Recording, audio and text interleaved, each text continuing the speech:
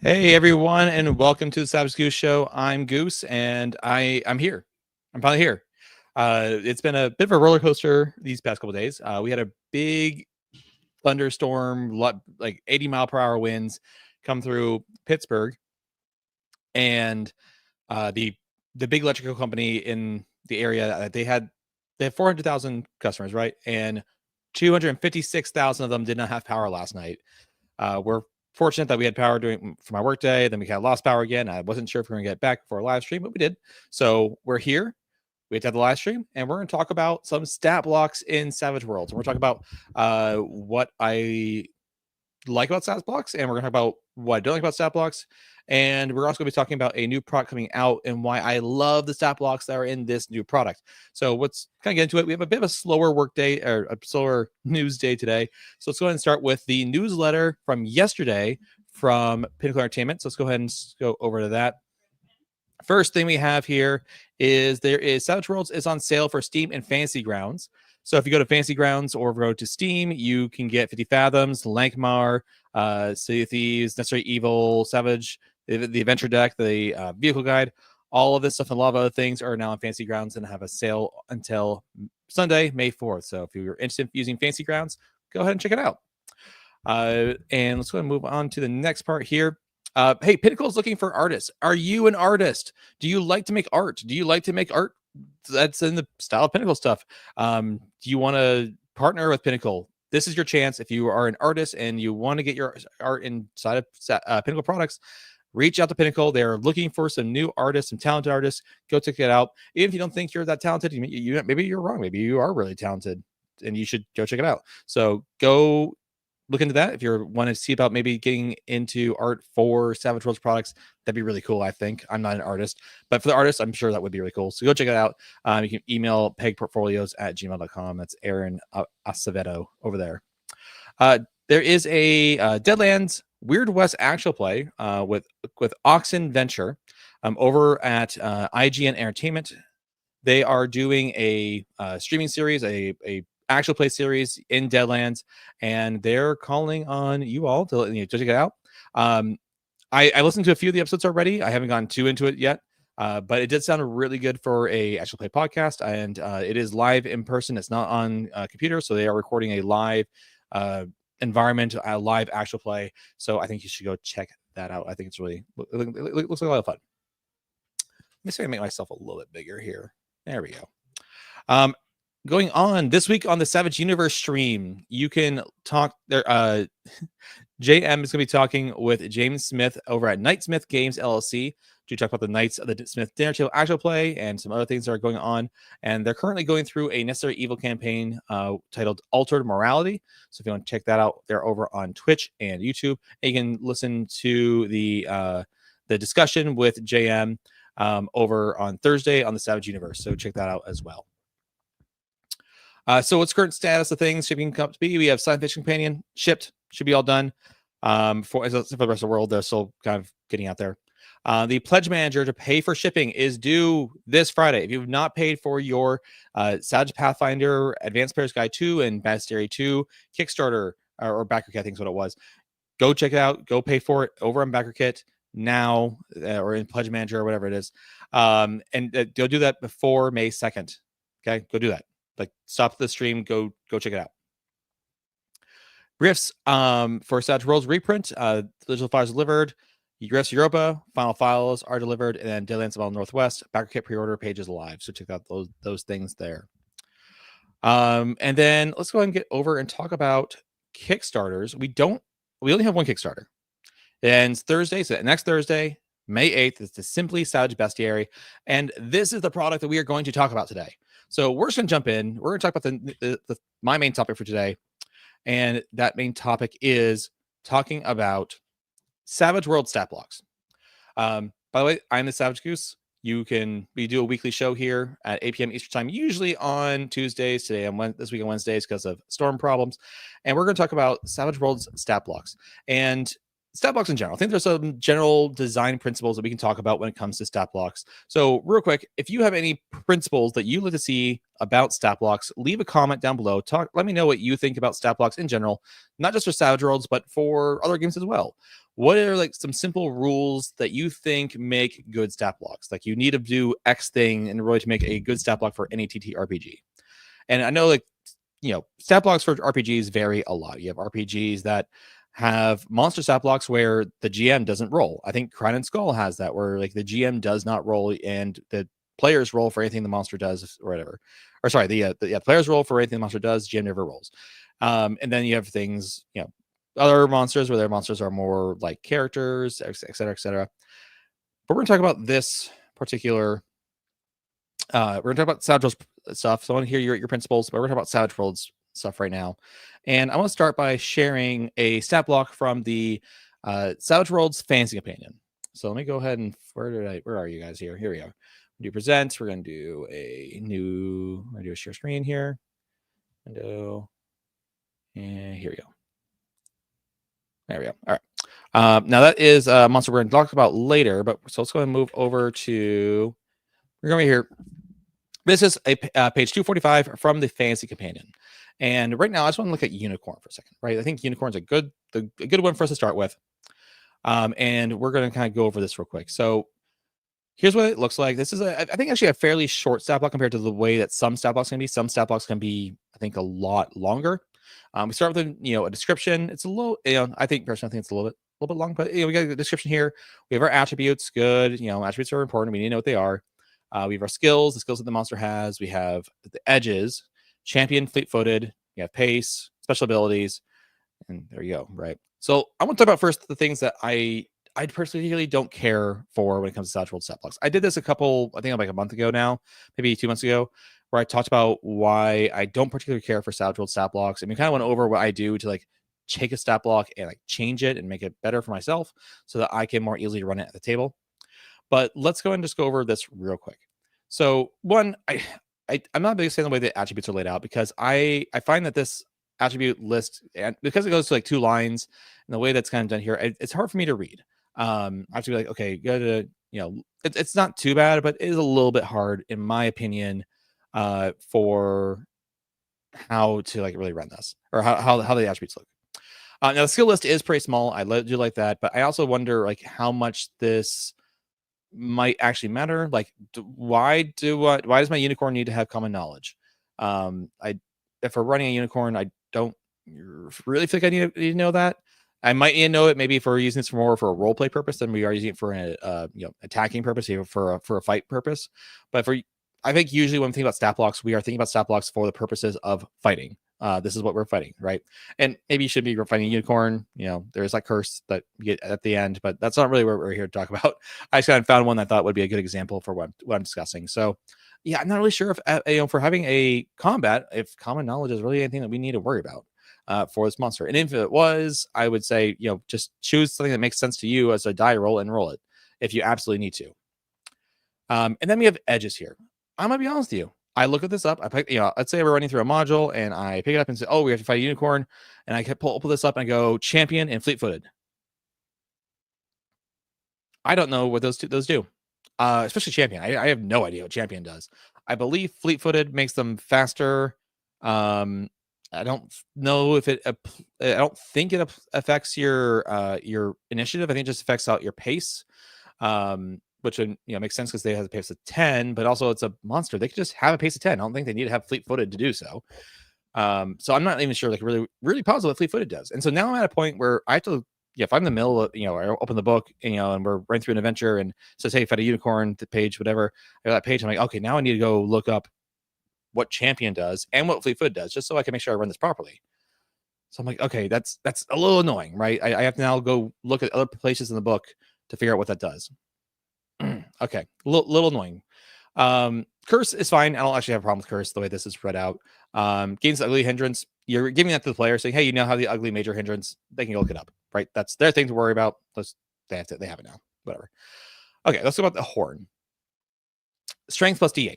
One of the things I do whenever I write my monsters out, like when I copy it down into a document to prepare for a game, and this is a little tedious, right? I have to spend time doing this. Is I will put, instead of strength, I'll put strength, and then I'll put in parentheses the actual strength score. In this case, it's D12 plus 2, right? So I'd be D12 plus 2 and then plus 6, right? And I would do the same thing for kick. And also, like, why is horn and kick separated? Like, we should put in my opinion, we should put the two options closer together. But also, do we need more than one option, right? This is the one strength plus D6, one strength plus D8 plus AP1. Why wouldn't I just always use horn, right? We could just say, hey, horn and kick do the same thing. And we don't have to worry about it. So I'm not sure, not sure how much that matters. Healing. Okay. A unicorn can cast healing and greater healing by touching its horn to the target. It may do so once per week. That part's fine. Horn cut from a unicorn remains magical. Okay. The problem with this, and I only have like, because it's it also creates like a magic item. I don't have like, part of me doesn't have a huge issue with it, but my bigger problem with healing and greater healing is now I have to, if I'm running this as a monster, I have to go look up now, what does that do? What does healing and greater healing do? And also, like, just saying greater healing, I'm gonna probably start by looking for greater healing if I'm not too familiar with the system. I know what greater healing is. But even then, I actually not a big fan of like the wording. I probably would say like healing with a greater healing modifier, because that's technically what it is. But that gets wordy, and I get that. And I'd rather just say, hey, a unicorn horn can heal a wound, because I believe greater healing just means that you can heal wounds that are older than 1 hour old. So you can just be like, okay, a unicorn horn can heal 1 wound, even if it's over an hour old or past golden hour, or whatever you want to say, by touching it to the target, right? We don't have to reference the power. And granted, it says cast, so it's casting it, so it's simply have to make it, what it says cast. I'm getting confused by this now myself. Like, what would they roll a cast? The smarts? Or do they just successfully cast it immediately? I think it's just successfully cast. Yeah. So if we just do a successful cast, we would just say, yeah, you can heal a wound or wound greater older than 1 week or 1 hour, sorry, by touching it. And we don't have to reference the power at all. Okay. So that's aside. And then now we have the kick. Resilient. Resilient is good because the way they have it here, because it says, hey, it's resilient. That's the ability. And hey, this is what it does. It can take 1 wound before it's incapacitated, as an extra. A lot of unicorns, I think, are going to be wild cards, not extras, but I suppose you could have a extra unicorn. That would have resilient. And that I like. And I like that most monster abilities, like if it's a ability from the monster ability list, usually that does have like the full listing of the ability out. I think sometimes it could be a little bit simplified, and I think some of those abilities could just be incorporated into the stat block somewhere else. But when they can't, I think it's nice that they can do that. So resilient here makes sense to me. There might be another way we could do that. We could say like have like a wound counter or some sort of wound, like how many wounds it has type like thing up here. But not necessary. Size 2 is all the way down here at the bottom. And I think size is something that I think is more important. I think it's something that we need to like I don't want to be searching the stat block for. And I feel like size 2 should be up here towards the top, on the lines of with pace, parry, toughness. And also, why is pace, parry, toughness not higher up? These are things that you're going to be referencing a lot. They should be something that's very clearly laid out. So I feel like pace, parry, and toughness should be like almost the first thing that should be up here, and putting it really up high in the top.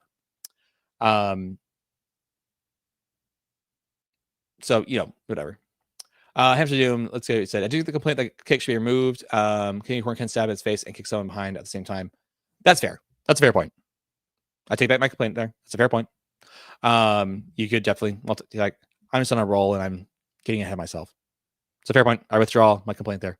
But at least still I'm having like together, that it should make sense. Like instead of having them like separated with a healing ability in the middle, they should be like just put them together. Have like both attacks together, right?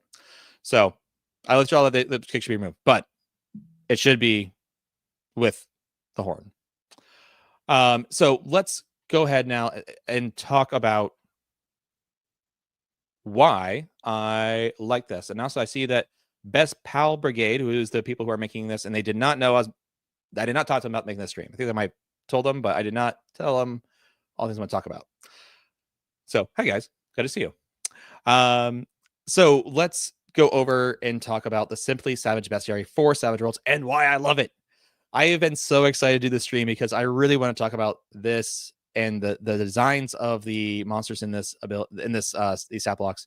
And I'm gonna be heads up. I don't think it's perfect, but I think it's darn close. There's a lot of things I'm really happy with. There's a few things I like to tweak a little bit, and we'll get into that. So let's go ahead and switch you over, guys, so you guys can see what I'm looking at. Present.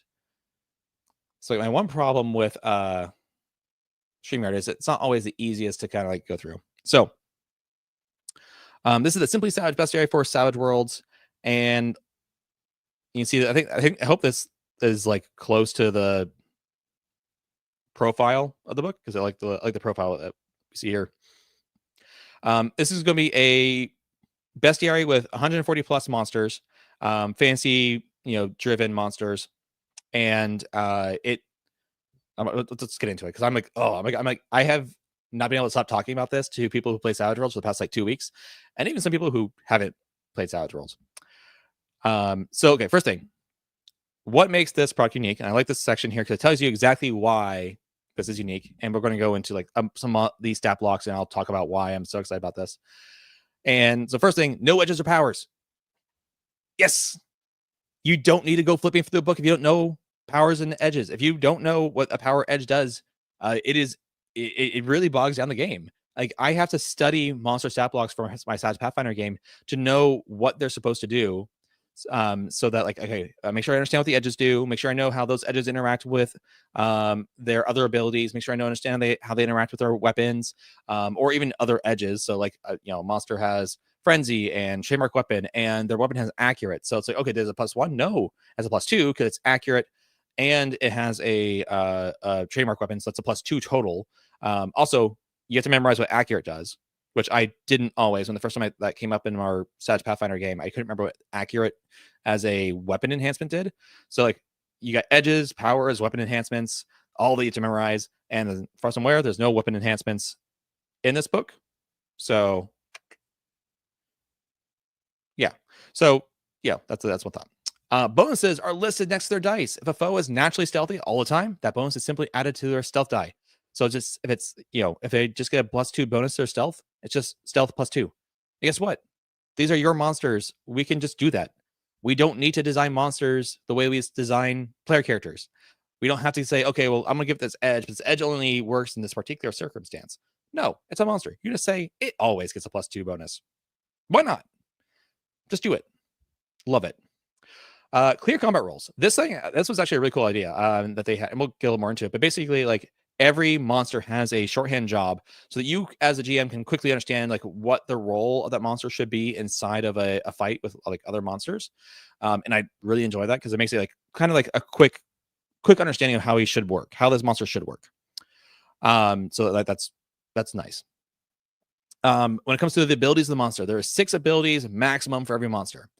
That's nice. I don't think that's necessary. If we were to like take the general design principles I'm seeing in this product, and we were to, if you wanted to like, take it for your own products and try to do the same thing in your own products, I don't think you need to keep it to the 6 abilities. I think it's nice that it's keeping short, and it's keeping it short and sweet. So it's simpler for us to run.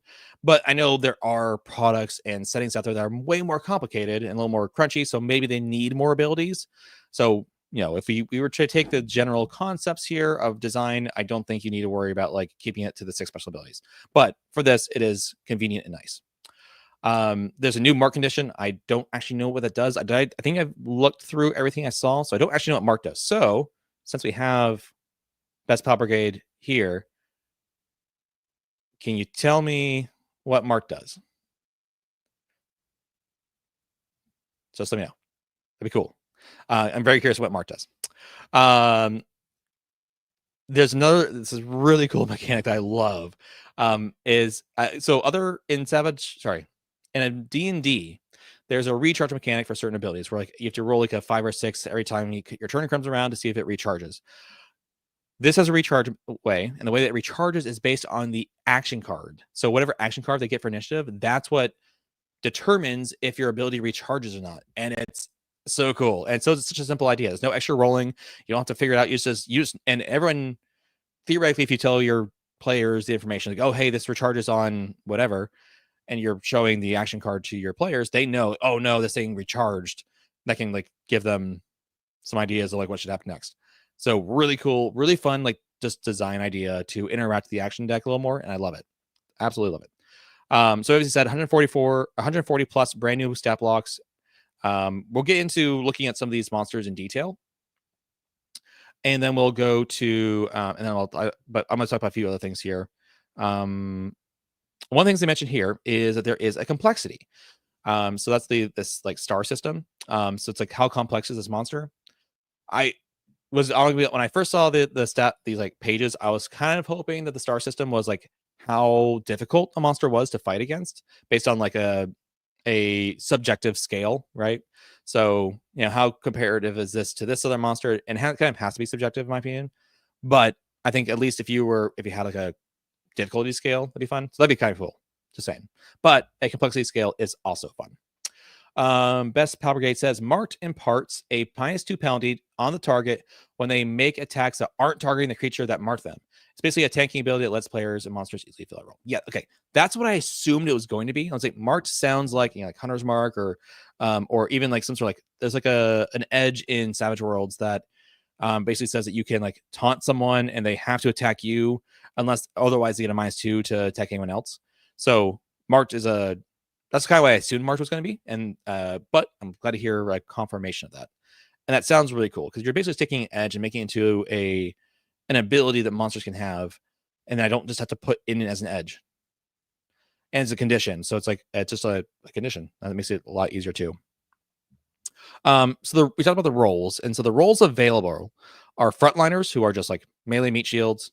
We've got skirmishers that are highly mobile with melee weapons and ranged options. We have artillery who stick to range attacks. Lurkers attack from hiding with potent sneak attacks and stealthy tricks. Controllers, status and forced movement abilities, and leaders who buff their allies while also possibly healing. And then you also see a category of minion who is just to be mowed down as much as you want. So as they say here, they're the most extra of the extras. They're just really just there just to get killed. So that's really cool. Okay. I'm trying to remember if there's anything else I wanted to mention here. The more stars a monster has, the more nuanced the powers will be. Yeah, makes sense. Is there anything else I wanted to mention? They did say here that there's reputations of creature types that you'll come across in Savage Pathfinder. So these are essentially compatible with Savage Pathfinder. Most things are. But it's kind of like nice to know because Savage Pathfinder does have a few things that are nuanced versus Suede. So good to know that this is going to be compatible essentially. All right, so let's talk about some monsters real quick. Let's go ahead and go back, and I have pulled up all the monsters that they've kind of shown off so far, and I want to like walk through them, right? So let's go ahead and share a screen window. Share this. There we go. So let's start with the first one. Here we go. I guess let's see a map I was using. First one they showed off was the Wandering Watcher. I was just going to talk about. I like that this have this little blurb. One of the things they mentioned also is that every monster is just one page. Now this is a smaller book. It's like based on myself, it's like a little bit larger than like a large index card size book, so not too big. And every monster is going to be like one page. Theoretically, I bet you could print this off into like cards if you like had like the PDF and you want to print them off into like cards for your reference. I bet you could. So something you could do. The Wandering Watcher. Up here, we see size -3. The one thing I'm going to start already have like a small thing that I would like to see. I know one of the things that I like to see is scale. I can't always remember what size is what scale. And I'll be honest, I even have a hard time remembering because of D&D, remembering what large and huge is. It's like, because I looked at it today before the stream, and it's like it goes normal size and then large and then huge. I think in D&D it's like medium size, then maybe it's gonna be as medium, large, huge as well, but I always have a hard time remembering like those scales and then like what the scale modifiers are. So I personally like to see like what the scale is as well as size. I know size does tend to matter, but I find that scale tends to matter more. So that's kind of where that's one thing I want to kind of mention up front is that I'd like to see some scale information. Is an aberration, so we got a creature type and we have a frontliner, so now we know what kind of role it is. It's supposed to be up there, and being a meat shield and attacking up front, right? Which is kind of funny because you see this thing and you're like, that's a frontliner, but we'll get into it. Wandering Watchers were originally named because people mistakenly thought they were scouts and spies from the outer realms. They were wrong. It's believed the Wandering Watchers think what they do is a form of play, but their alien minds don't fully understand mortal nuance. So if we go down here, we see fly, hover. So it's got a hover ability saying, hey, it is hover. And it's got a pace of 4. Again, so here we go already. Pace, parry, and toughness is the first thing on this list because that is the things you're referencing the most. When your players attack it, when it's moving, what's the pace? Okay, right there. Boom. Parry, done. Right there. Toughness, done. Right there. Agility, smart, spirit, strength, and vigor are all laid out on one line here, very clearly laid out, and have certain indentations, so that's going to be the same part of the page for each monster, right? So as soon as you look at the monster, boom, it's going to be right there. It's going to have a static, when you're looking at the block, you know exactly where it's going to be. Strength is going to be here. This is where strength goes. There's never going to be a is it on the next line? Is it bunched together? How is the formatting of the book going to affect it? No, it's right here. Love that. Skills list. It's short. It's so short. It's got 3 skills: athletics, notice, stealth. That's it. It's got really good notice because it's a giant eye. Athletics and stealth. And that makes it so easy, right? So I'm very kind of happy about that. There's nicely, easily, short skill list, easy to read stuff. Everything's kind of laid out nicely that I can see it right where it's supposed to be. And all the important information is kind of right there at the top. And then we get down to special abilities. First one is Challenger. A creature within 6 inches is marked. So now we know that means that person has to attack this monster. Otherwise, it gets a -2 to attack anyone else. It lasts until Challenger is used again or the Wandering Watcher is incapacitated. Makes sense? Next ability is kind of one of the main abilities for me, or for this monster.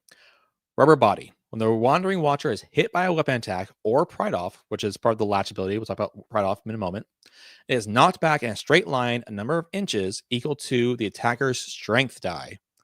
So if it's got attacker's a strength of D8, it's going to go D8 in a straight line.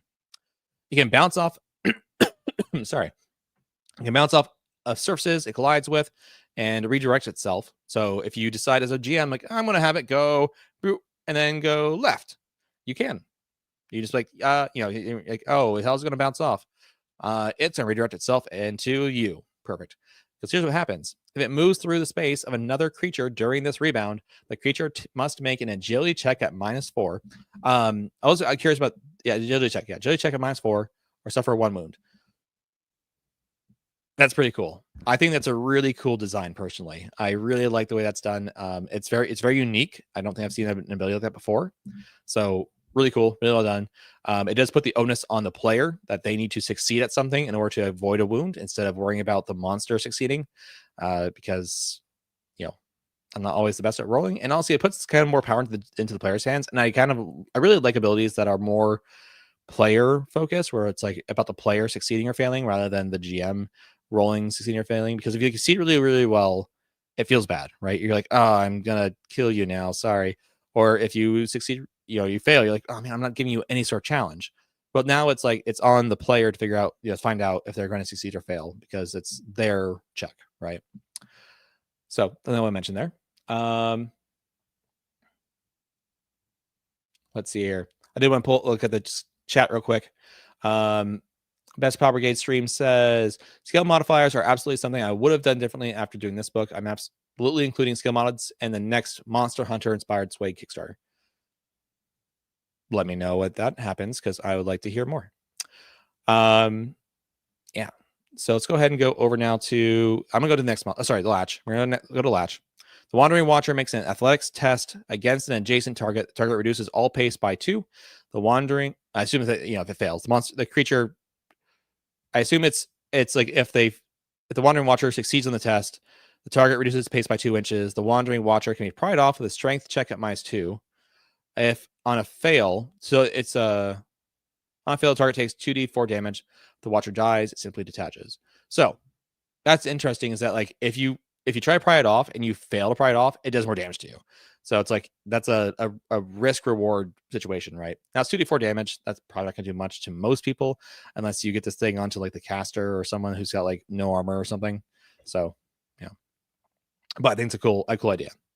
And resilient, it can take 1 wound before being incapacitated, which is one of the monster abilities that we talked about before, which are usually part of this block. All right, let's go to the next one. It's a little more complicated. Yeah, 3-star one. This is the Infiltrator Frame. It is a size 0 constructor lurker. So lurker we know means that it is trying to be stealthy. It's going to be making sneak attacks and like stealth attacking. So keeping that in mind. Originally built by Empire seeking to. Originally built by Empire seeking to. I think is that a typo? Oh, maybe a typo. Built by Empire seeking to expand their imperialist aims, Infiltrator frames have since gone on to become staples of assassination attempts. They are ruthless killers that have no information to spill, even if they are captured. So we got pace, parry, toughness, and we even got the 2 for armor. Everything's laid out here.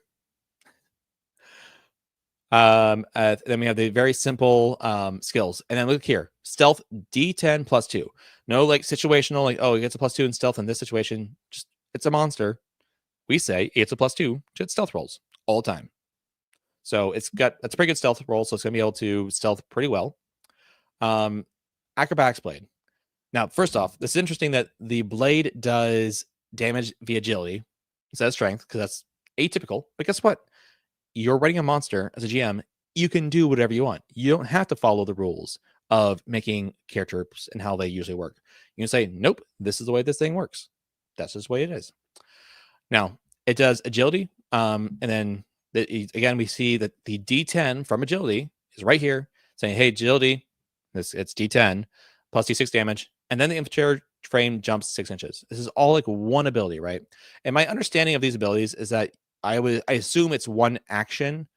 Like each one of these abilities that has an action is just one action. So that's one thing just kind of note there. And next thing is alchemy charge. Again, I think this is just like an action. And it is you theoretically you could do like if you're going to do 2 actions, you could say, okay, we're going to do alchemy charge and acrobatics blade, and this means that your fighting roll for the acrobatics blade is going to have a -2 for the your acrobatics roll, your athletics roll, your fighting roll is going to have a -2 because of the multi-action penalty. But alchemy charge says large. Sorry, I'm so excited. I'm talking too fast. Okay. Large blast template centered on the infiltrator frame. All creatures in the template must make an agility test at -1. I am curious about this. It says agility test. Is it supposed to be a test or is it supposed to be a check? So if it's a test, it means that the infiltrator needs to make a roll as well to like go against it. What if it's usually tests are like opposed rolls versus a check. So I'd really like a little bit of clarity there. But either way, on a fail, they are blinded until the end of their next turn, and on a pass, they can immediately move up to their speed and make a stealth check. I believe if it's saying on the pass, I think that's saying that the on a pass, the target or the targets, anyone who's in the blast template can move and like basically take advantage of the blind light to like get a better spot, right? So something out there. Construct +2 from shaken, ignores 1 point of wound penalties, and does not breathe or suffer from disease or poison. Now, it's obviously helpful for that to be in there. And again, this is one of those monster abilities. I do wonder, because we have these other like in combat like actions, if it seems like this is like alphabetical, I do wonder if maybe moving construct and like passive abilities should be moved down to the bottom and let the abilities of like the more active abilities that you have to like take to be moved up. But it seems like this is also just like this is in a it's in a alphabetical order, so it makes sense that's this way. But just kind of like my mind is thinking through kind of how things are laid out. Shield Amulet. It recharges on diamonds. So first off, that's our first thing we see. This ability that it's going to has recharges whenever it gets a diamond card as its initiative. So approximately a 1 in 4 chance. When hit by an attacker, the infiltrator can Activate its shield amulet. Its parry increases by 2, and it is immune to the bolt power until the end of its next turn, which could be very strong, right? Because players love bolt. Bolt's pretty good. Like, so I can like definitely, and especially if you're like pumping power points into it, you know, like, okay, I'm gonna do like strong bolt with lingering damage, and you're like, nope. So I think that's pretty fun. But it's a one-time use until it recharges on diamond. Stance shift. As a limited action, the administrator frame switches between 2 stances, combat and evasion. Combat grants it plus 1d6 and attacks against it suffer -1. I assume that plus 1d6 is plus 1d6 to damage. I don't know if it's to damage or it might be to fighting rolls, but I think it's to damage. I could be wrong. Evasion stance grants immunity to free attacks and a +2 to resist tests. And I like that because it's like, okay, as an action, it can switch from combat into evasion and then just leave combat. Be like, nope, I want to switch and leave, right? So it's basically like taking like the, if you had the, switching into a extraction mode and leaving, but you're taking your action to do so. You could attack. You could, again, declare multi-attack or multi-actions. So you can say like, I'm going to attack and then switch stances and get out. So attack, leave, right? Your attack will have -2, but that might be okay. So that's the one part here that I'm a little bit confused about is the combat stance plus 1d6 to the damage, or is it to the fighting roll? If it's to the fighting roll, that does really well then, because now you can counteract your -2 from the multi-action penalty for the evasion switch, and counteract it with the plus 1d6. And I assume that 1d6, sorry, I assume that the plus 1d6 also aces, right? So something there. Otherwise, really cool monster, right? Definitely a little more complex, a little more nuanced, the kind of things you see here. So something to note there. It is intended to be damage. Okay, so it's supposed to be damage. So plus 1d6 damage. It's a lot of damage though. That means that like the blade does d10 plus d6 plus d6, and maybe possibly another d6 if it gets a raise on its attack roll, its fighting roll. So pretty strong. I appreciate. I'm glad this is helping. Best Spot Brigade. I seriously do love these monsters, and I'm glad to be of help. I hope it is actually helpful. So, okay. So next one is Goblin Mage. This is, again, we have a size -1, humanoid controller. So this means that this is like trying to control a field. It's doing effects. So it's going to be probably in the back, trying to manipulate the battlefield a little bit. And it does that. Again, we have a complexity rating of 3, so we know this is going to have a little more stuff that we need to be like paying attention to. We have our athletics, fighting, notice, spellcasting, and stealth. Again, we have 5 skills. We don't have common knowledge. We don't have persuasion. We don't have a lot of the ones that are like core to like everyone. Like everyone starts with this, and we don't have them all. That's okay. Again, we are designing these monsters for fighting. I'm not concerned about having these other abilities, and if I have to make it up on the way, that's fine. But these are really more designed for like, hey, we're going to combat. Here's what you need to know for combat, and that's usually what we're using them for, right? And if you're like resisting tests, all you need to know is these attributes up here. Rarely do you need to like resist with these other skills. So first ability is Bulwark Spell. All allies. So when you this is an action. I believe. I don't know if it's an action or if it's like a passive ability. So it's something to note here. I'm not positive about this. This is me just asking. Correct me if I'm wrong. I believe this would be an action. And I'm guessing there's going to be a section in the book that kind of explains how to read these special abilities, like understand how these work. So I'm looking forward to that. But so there's that. All allies within 10 inches gain celestial armor. That might be a passive ability, which means that now all the allies, all the goblins, all the friends nearby are now stronger and harder to do damage. It is armor though, so you keep that in mind for armor piercing. Little guy, the goblin does not provoke free attacks. They can see in dark. Cool. I like that. It's just very simple. Hey, can see in dark. Not night vision, which I still between dark vision, night vision, and like low light vision or something like that. That's really hard to keep them all straight. It's just like, hey, they can just see in dark. They don't have not night vision. They can see in dark. And they don't provoke free attacks. Perfect. Mass Enchant. Again, we see the recharge ability. Recharges on a heart. The Goblin Mage makes spellcasting check. Cool. On success. Allies within 6 inches deal plus 1d4 damage with a trapping of the Goblin's Mage's choice the next time they deal damage with the weapon. So it'll be like, hey, everybody around me, your sword is now on fire and does an extra d4 damage of fire damage. Great. That's awesome. Easy to understand. You just like, a little bit of bookkeeping to make sure you know who's got that extra d4. But within 6 inches is a pretty big, radius. I'm sure that should make sense.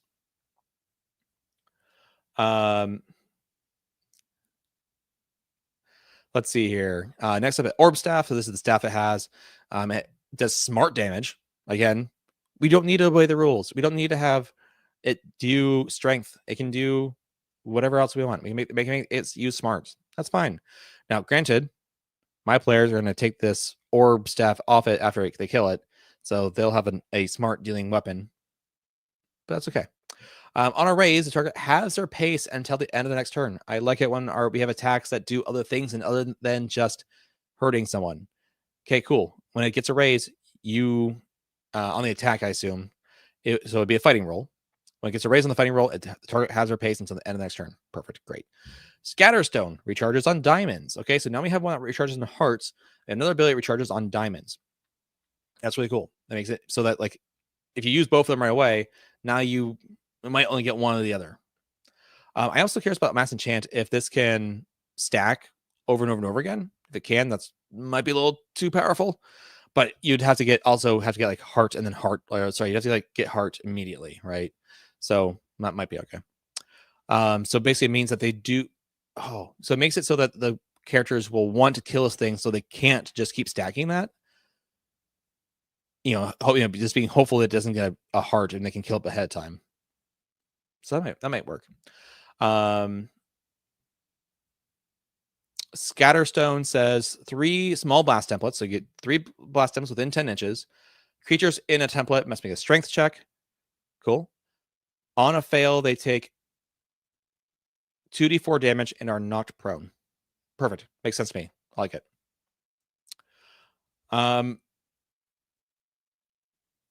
Oh, shoot. Okay. So Hamster Doom asked a really good question. Does the recharge card suit also include the Joker's Pulled? And Best Power Grade says, Joker's Wild. It recharges everything. Seems really strong.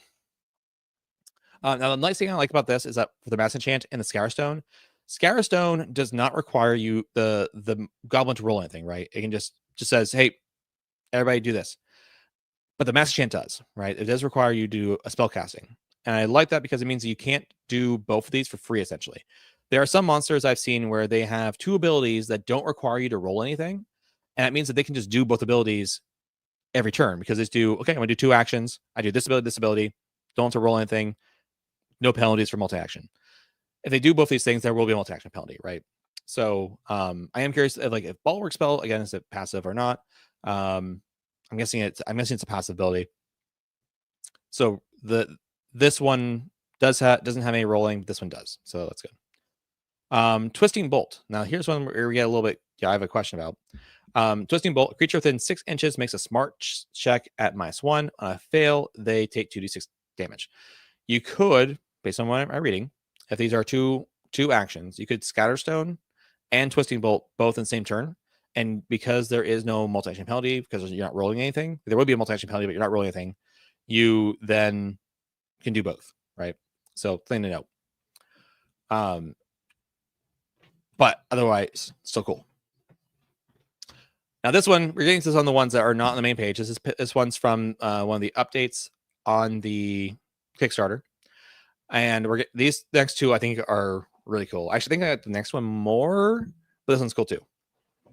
So this is a potion pot. It's a construct controller, so same kind of type that we had before. It's a living cauldron, a potion pot of common assistance in alchemy and artifice laboratories. After years of use, the metal itself had become infused with potent liquid enchantments and wild magical effects.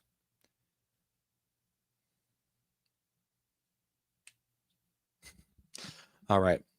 So I was just reading through the comments here. Yep, that's about the intention. My main design philosophy was as long as someone rolls, it'll be okay. Cool, that's good. And Ahmed says, does it break the game if you make a monster also be able to recharge by spending a Benny? I mean, they wouldn't have any of their own bennies, so you have to use a DM Benny. And DM Bennies are things I don't like to spend too often, except for unless it's like really important.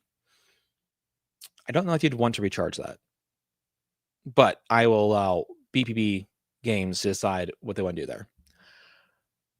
So what's the special abilities in this one? One, it has Alchemist Fire. So we can see here that this is going to inherently require a athletics roll, right? Because it's throwing this with a range of 6, 12, 24. We have a range here, so we know we have to roll athletics. That might be helpful. When I first read this, I was confused on like what I need to do, but I realized like, oh, it has a range, therefore it must be athletics because it doesn't have shooting or anything, so it has to be athletics for throwing. It has 3/6 damage in a medium blast template. It's a lot of damage for a blast template, but it's rolling it, so it's fine. Camouflage. When not moving, the potion pot is indistinguishable from an ornate cauldron. Perfect to put in a lich's lair. I think in the update, like putting the potion pot like this in a lich's lair as like a sidekick to the lich makes a lot of sense, and it'll be like really strong and helpful. Claws, strength. Again, we see the D8. So we got the D8 from strength up here, right down here. Strength plus D4. Perfect. It's construct. Has all the construct abilities listed out here. Perfect.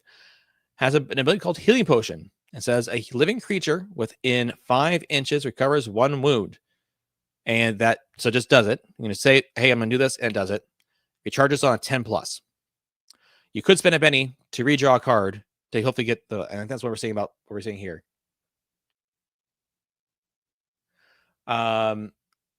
So it's here. I don't have rules for that. So this is about bennies. I don't have rules for that, but I don't do that. I do allow spending bennies to draw new action cards, which is already a core rule. Yep. I'm not sure what this is about. I'm glad I got it, but I'm not sure what it's about. Let me know what thing I understood that you're like, yep, you're relieved that I understood it. I don't know what it was. Bye, Hamster Doom. Have a good time. Go coach some baseball. So Healing Potion, recharge 10 plus. 10 plus. Again, you can, like he said, you can spend a Benny, and you get a new card, and you might get a better card that will recharge the potion. That means you might actually, even if you're going first initiative and you really want to recharge with a 10 plus, you might spend a Benny to recharge to like get a new action card, even if you even if you're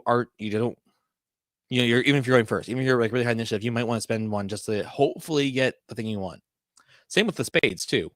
And if you have like was it level headed where you draw 2 cards and you get to choose which one. And I think about this from a player's perspective. If you had a character ability with like a recharge, you might actually like decide to go for a lower card so you get the other ability. Anyways. Okay, got it. The athletics and fire, yeah, attack. Yeah, I will say when I first read it, I was not positive what I was supposed to do. And then I thought about it a little more. I was like, oh, wait, it has a range. Therefore, it has to be athletics or shooting. It has athletics. Cool. So, but I will say it was initially, I was a little confused. The other ability is really, really fun. Mutagenic Brew. A creature within 12 inches must make a vigor check. On a failure, their attribute dice are randomly reassigned. They retain the same die sizes, but each die is randomly assigned to a new attribute. This effect lasts for 24 hours. So it doesn't last forever. But it can have some significant implications. You might no longer be able to use your weapon. You might no longer be able to use your armor. You might be carrying too much stuff. Your range on your spells might be changed now. Might be higher, might be lower. To your smarts roll. It might be harder. If your vigor die changes, now that means that your toughness changed too. So now you might be easier to hit. Who knows? Right? Now, the one thing to know about this is it does not change what your skill dies are. It does mean like if you're for some reason to advance and to take new skills in the middle of in the middle of this 24 hours, theoretically you would not be able to like update them past what they already are. I just wouldn't, as a GM, make you advance while you're under this effect. but does not change your skill dice, right? So your skill dice are stay the same. You don't have to worry about like, oh wait, my skill die now is because my linked attribute is lower. Yada yada yada. That's fine. You don't have to worry about that. But it's cool, and it recharges on Spade. And I know Best Pal Brigade definitely said that they kind of wanted to make it get rid of the recharge. Please don't get rid of the recharge. I think this is I don't think you should get rid of the recharge. This is already a 1 in 4 chance of it recharging. Essentially, I think that's fine. So yeah, don't recharge it. I think this is fine. I think letting it recharge is a good way to do it. The last one is actually one I think is like I think it might be my favorite of all the ones we've seen so far. And it's the blade bearing corpse. It's a size 3 undead leader. Now size 3 I know is a normal size, but I have to remind myself that I have to remember like exactly what sizes are. So again, scales might be nice. Is a bloated with rotten gas. A blade bearing corpse is a specially constructed undead that frequently serves as squires for death knights and other sapient material undead. These warriors draw their weapons from the corpse to anoint them for battle. The corpse's blood, air quotes, burns with malefic energy that coats weapons seized in their body. So again, complexity rating is a 2. And I mean, that sounds about right. Pace 4, parry toughness, good. All this is laid out nicely. We only have 4 skills. I'm surprised that it has any stealth at all, Moss, but you know. First ability, Sheath. When hit by a fighting attack, the blood-bearing corpse can choose to sheath the weapon by taking it into its body. If it does, the attacker is immediately disarmed after resolving the damage. So you still get to do the damage. The player does get to do the damage, but the creature can be like, okay, but now it's in me, and you're disarmed. You don't have it anymore. This comes important later. This comes important later. It also has Slam, and the Slam attack. Well, again, we see the D10 strength, good, cool. Targets all adjacent creatures. It basically has sweep without the penalty of sweep, and it just goes, hey, all adjacent creatures next to me, you're hurt, you slammed. Basically, how you would roll this, and because I'm assuming sweep again, this is one of those things where I might be reading this well because I am not a new Savage Worlds player. I've been playing Savage Worlds for a while. So when I look at this, I go, oh, it's sweep. I know how sweep works. I know it's one fighting attack and then you resolve damage separately. That might not be something that new players might understand right away. So it might be helpful for this to go, hey, targets all creatures. All these creatures with a single fighting attack roll damage separately. That may be something that might be easier for people to understand. If you're like brand new to Savage Worlds. But yeah, so either way, it's cool though. It's all there. Don't worry about it. You don't have to put sweep improvised. You just know it has sweep, or it has this ability. Love it. Okay, moving on. Has the undead and all the undead stuff that comes with it. I'm looking at this right now, and I'm realizing that it says +2 toughness. I don't know if we need to list that. It's already built into the toughness stat block. We don't need to know it has +2 toughness. We do need to know that it has +2 to recover for being shaken. We do need to know that it doesn't get any damage for additional called shots. We do need to know that it ignores 1 wound penalty. We do need to know this other stuff. I don't know if we need the toughness spot. I know it's part of the undead ability, but it's probably just like that again might confuse players. Go, oh, it's undead. Okay, I'll give it +2 toughness to make it 13 toughness. No, it's already included in the stat block. We don't need to worry about it. Unsheath. An adjacent creature can use a limited free action, so it's a free action, to make an opposed an opposed strength check.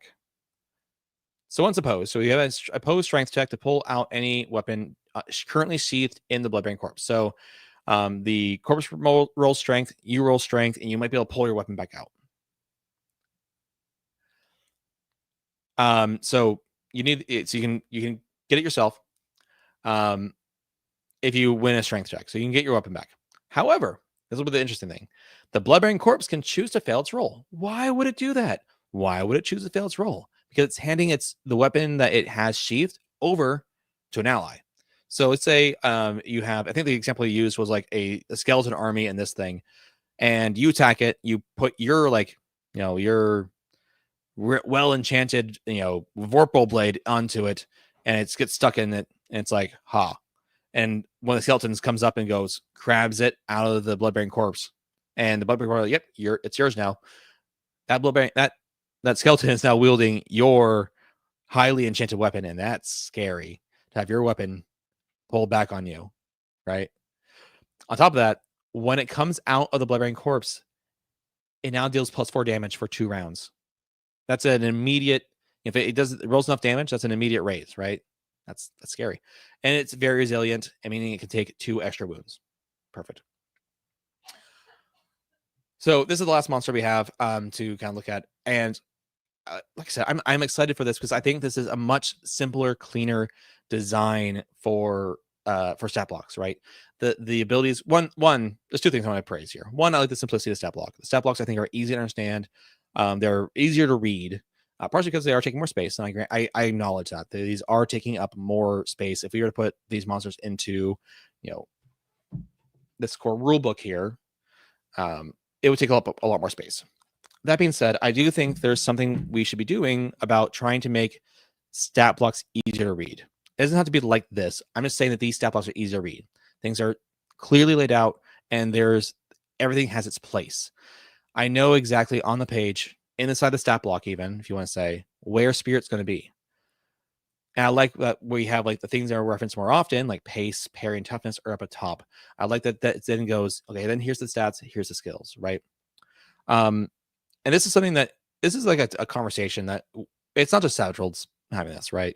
This is a conversation that's been happening inside of D&D too right now. A lot of people are talking about how the new 2024 books are better laid out, how the abilities are more clear and easier to understand. One thing, the complaints a lot of people had about monster manuals in the past, I think this is still true technically, is that some of the strongest abilities a monster had were hidden in their powers, and like what powers they had.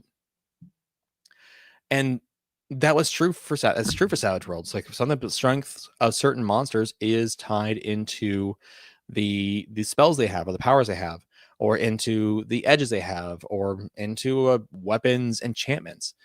And if you don't see those and don't understand what those are immediately, it's harder to understand. One of the things that they were doing inside of some monsters was they were adding abilities that basically still equated to the same damage output, as if you could ignore the spell. And the other thing with the spells is like you had to like for D&D, the problem was like the spells are in the player's handbook and you're looking at the monster manual. That's a whole other book you have to look at. At least for us, we have it, in one book, but still, right? Or it could be a monster from another book, and you have to go look at the core rules, right? So maybe I'm looking at a monster in Sidewinder Recoiled, and they're saying, hey, it has this spell. Sidewinder Core doesn't have spells. So that's a bad example. The After, a book from the After has this, and you have to go look, find this out. So I think there is a better way we could be laying things out to be more readable. That's the main important thing. And I think we can do things in a way that makes it so that we don't have to go look up other stuff. This is clearly we can, right? This is being well done. Now, one of the things that John Doom brought up really early is, where was it?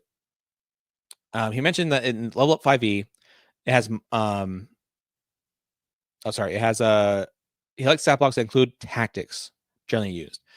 And I think that is nice. It's nice to know, like, hey, here's like a little tactical section. Like you read this real quick, maybe like a small paragraph, 4 sentences. It says, here's how to run this monster. Do this, then this, then this. Cool. That does make it a lot easier for GMs to run an effective monster effectively, just from without like digging too far into the stat block itself. It does help me a lot when I'm running like my Savage Pathfinder games, to go look at look at the stat block or look at the tactics and be like, okay, I don't remember what all these powers do, but I know that it casts this and then this and then this. Okay, I can like look up real quick. Like I do this, and then like while players taking their turns, look up the next thing. It's helpful. So that's one thing I could say, like, hey, maybe we could look into adding that to these, is adding in some tactics. Luckily, I think these are simple enough that we don't necessarily need to. It's pretty clear what this thing's supposed to be doing based on reading this. Like this monster, for example, is supposed to go up. It's a leader. It's supposed to go up, get hit, get a weapon, hand that weapon off to an ally. That's what it's supposed to do. That's pretty cool. So yeah, so that's kind of like just kind of I think I want to talk about and why I'm so excited about this product. I'm excited to get this, and I'm hoping that you guys will do more of these kind of products, and more of these kind of monsters and everything for other genres, if you say. So please go check out this Kickstarter. There should be a link down below in chat in the description. If there's not, I'll have to fix that, but it should be. And there are some add-ons, like other monster books and other products that BPP Games has created. So take a look at those and all those extras. Let's check this out. I'm excited. This does end, like I said, next Thursday, May 8th at 12:21 p.m. So go check it out. Go back it. I'm going to be getting a print order version, which if you do back it, I think it's like the $15 level. Look at my pledges real quick. Oh, wrong thing. Looking at rewards. Here we go. If you get the physical reward, you basically you'll get a coupon to buy the physical version at cost. So whatever it is from Drive RPG to get it at cost. I'm getting it. I'm gonna get the hardback version if I can because I like hardback versions. So yeah, just to do that. I'm excited. So that's all I have today. I thank you guys for talking. I'm really excited that BPP Games is able to be here so we can talk about this together. I'm gonna actually go and stop my screen share. Yeah, and I'm glad I was actually able to do this because I was nervous I was not going to be able to because of all the power outage issues we're having around here. I do hope everyone is, if you're from the Pittsburgh area, I hope you're safe and get your power back. As Duquesne's been working really hard. Some areas they were estimating 5 to 7 days from today in order to get their power back. And we're talking about the county here in Pennsylvania that has Pittsburgh as as one of the cities, and that's we're not very like I'm like 15 minutes from downtown, so maybe you have people who are even closer downtown who still don't have power. So hopefully we're all good. Yeah, I see Fred. Yeah, I thought about getting the Total Monsters at one point. The aesthetic was not my kind of aesthetic, so that's the art aesthetic that is. So I just didn't personally care for that, but that's what I'm excited for. And if this is the style that we go for going forward for BPP Games, for other things, I'll definitely be backing those as well. Like I really enjoy this, and as soon as I get the product in my hands, I will probably be, which I don't know when it's going to be because I'm going to be in Scotland for all summer, but I'll just be doing a video talking about this and why this is great. Anyways, thank you all for hanging out. And oh, sorry, Josh Hughes, you asked what size is the book. It's not it's not the same size as all the other Pinnacle books. It's actually smaller, which is unusual. It's like a pocket book almost from what I remember seeing. Size, it is 6.14 inches by 9.14 inches, which I guess that's not the size. I don't have anything to compare it to. I want to say it's, yeah, but that's the size. So I'm not sure exactly what that size is, but there you go. From my understanding, that's supposed to be like a more pocketable, so it should be able to, like, you can open up to the monster and then just lay it flat on your table, and like it's gonna be right there, not taking up too much room.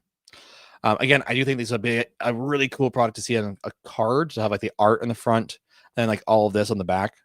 So like the art in the front like this, all this stuff in the back, and then you like show it off to, kind of like all the monster cards you see from Pinnacle these days for other monsters. So just be like, here it is, and then like have all the stats right there, and this would be way more readable than what those cards are. So, and I do want to say that I am not trying to like denounce like everything, all the other stat blocks and all the other products.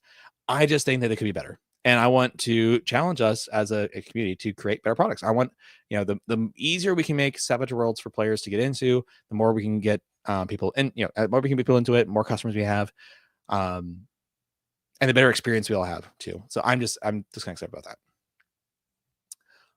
Let's see here. Yeah, it's not peg size. The reason is because of cost. DTRPG hiked the prices. Yeah. There is a there has been an increase in RPG prices, except for like hardback. Hardback was like cheaper, so weird. So anyways, thank you again for hanging out. I know the stream has gone a little bit long, but I am just very excited about this product, and I appreciate everyone staying tuned to talk about it. I hope you all have a great day, and see you all next week. I don't have a topic for next week yet, but I'll figure something out. And we'll have a new Savage showcase for this, either swag or for Ace Licensee. So talk to you all soon. Cheers, everyone, and may your dice always ace.